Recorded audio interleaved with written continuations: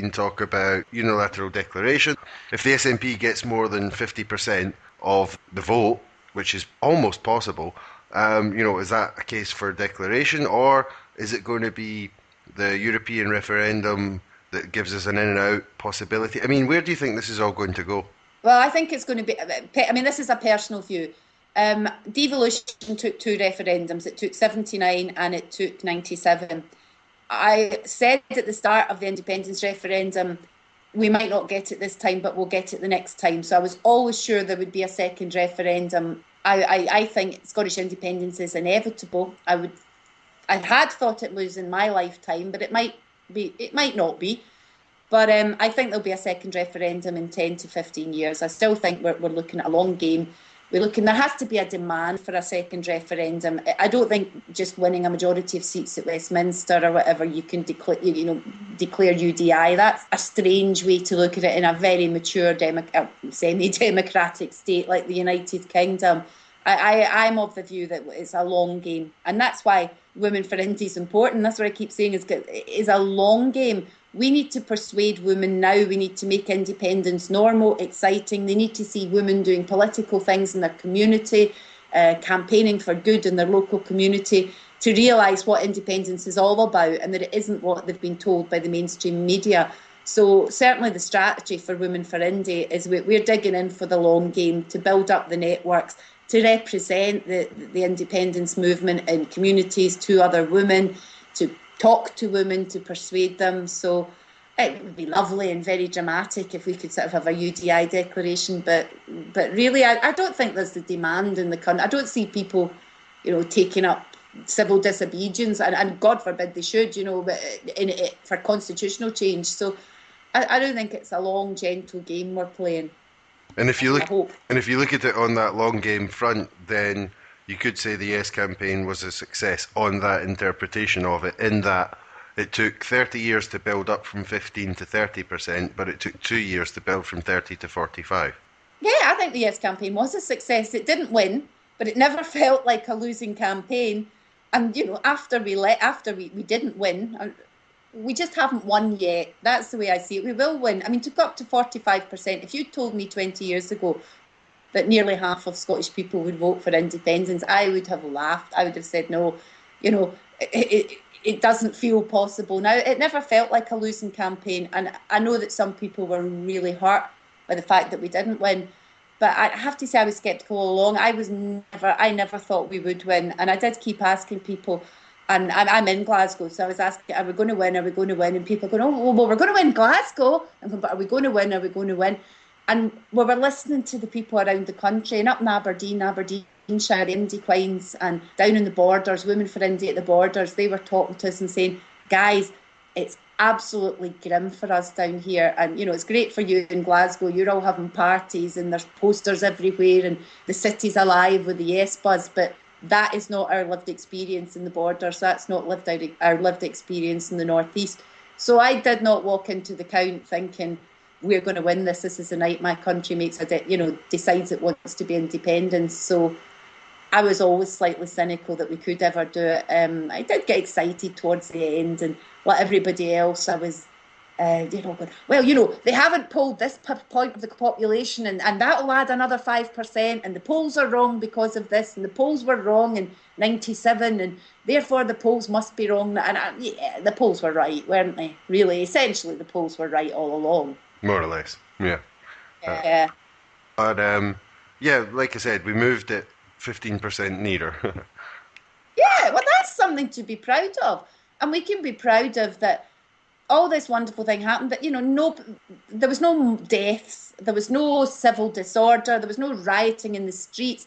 I mean, I know people talked up, Eggs Murphy got hit by an egg. Well, so did Jim Sillars, and he got some letters about his recently deceased wife that were just discussed. There was a bit of that went on. There was a bit of nastiness, but on the whole, I think it was incredibly good nature. I agree with the police. It was a good-natured campaign. And it was incredible fun. And it brought people alive politically. It brought me alive again politically, having been politically dormant for many years. and educated people, and people are still educating themselves.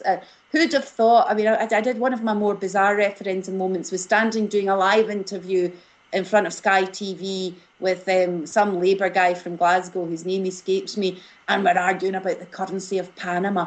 I'm not even sure I could have picked out Panama on a map 5 years ago. And suddenly I'm going, oh yeah, but what you have to understand about Panama is, because I'd actually looked it up, I knew about wages were low in Panama, but prices were low too. So I was all ready to talk about Panama with a great degree of more authority than I deserved to have.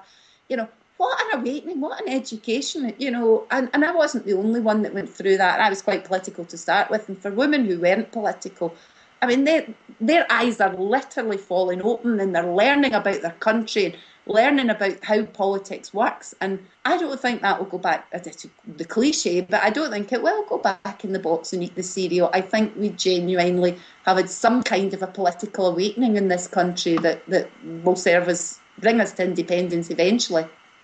And it will help in the meantime as well with all what you're saying with local campaigns and the Commonweal are doing things with fracking, you're doing things with local campaigns, and it's not just a long-term goal. That some of these groups are actually creating new things now and getting involved in campaigns and winning. It's amazing stuff.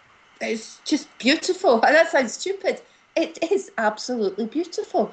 One of the issues that Women for Indy that's come out, and we're thinking about how we might take it forward, is food, because there's become this kind of connection in people's minds between the Yes campaign and food banks. Not that we cause them, but they're a symbol of all that's wrong with the United Kingdom. And you go to Yes events or independence events now, there's always a collection for the food bank and so forth. But in fact, some voices are now saying, but wait a minute, we go into the supermarket, we buy the food for the food bank, the supermarkets point us it out now because supermarkets market the food good for the food bank, so they make even more money off us. But in the meantime, out the back door of the supermarkets every year or every day is going so much food that's just being wasted. What's going on here? What's going on with food? Margaret Cuthbertson's pointing out to Women for Indy, something like 7 or 8% of the food you buy in supermarkets in Scotland is Scottish food, is locally sourced. If you go to other parts of Europe, that percentage is 20, 30% of food is locally sourced. That's a question. That's an interesting debate on all number of levels about waste of food, about environment, the air miles it takes to travel food around, about supporting local communities by buying local. So there's a whole lot of issues that are still to be unpacked. And I'm using food as the best example of it. At the moment, we're all like, I'm a good person, I give my donation to the food bank. But in fact, there are bigger questions to be asked about, not just why do we need food banks, but what happens to all the other food? What happens to the food that's going to waste? What happens to the food that doesn't meet, the precise standards of the supermarket, so it doesn't get, it just gets dumped, basically. Now, there are organisations working with waste food, organisations like FareShare is one of them. There's a whole debate to be had. Is the way forward food banks, or is it more models that use unwanted? I don't know the answers, but it's a really interesting debate, and it is a constitutional debate. It actually is a constitutional debate too, because what we've found is that everything's a constitutional debate. There's a constitutional aspect to everything, really. Absolutely. Thanks a lot for coming on the podcast, Kathleen. That's been brilliant, and I hope I can get you on again a little later down the line. Okay, Michael. Thank you for talking to me. That's been brilliant. Thanks. All right. Cheers. So there you go. That was Kathleen. I hope you enjoyed that. We've already got the next one recorded, and that's with Michael Gray of the Commonweal, of National Collective, of Business for Scotland, and of, quite a lot of things. So that'll be the next one up. I've checked in with the Commonweal and with Women for Indy to see what their plans have been, and soon I'll be checking in with the Radical Independence campaign to see what they've been up to post-IndyRef as well. So there's plenty to come. And as usual on the Scottish Independence podcast, the guest gets to choose the tune, and Kathleen chose this one. Speak to you next time. I'm gonna go just like a hearse, yeah.